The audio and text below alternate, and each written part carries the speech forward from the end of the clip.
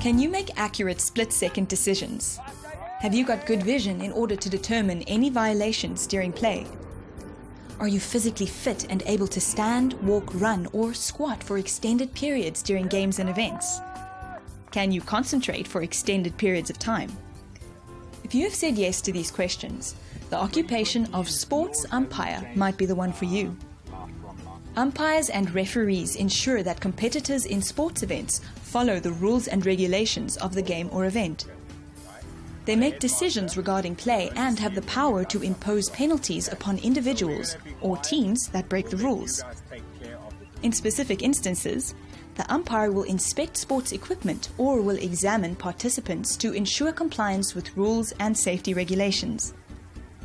The main difference between umpires and referees is that umpires tend to be stationary and make decisions from their vantage point.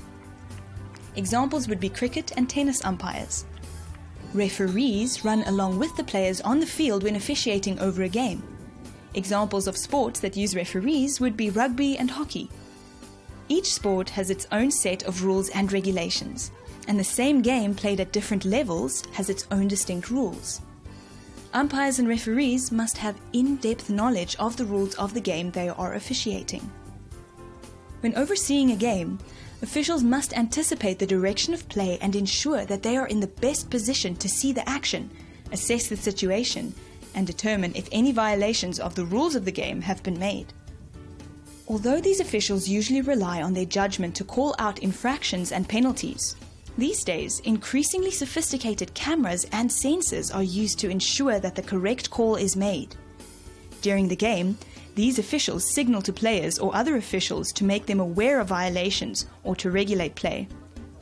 When necessary, they direct players to penalty areas.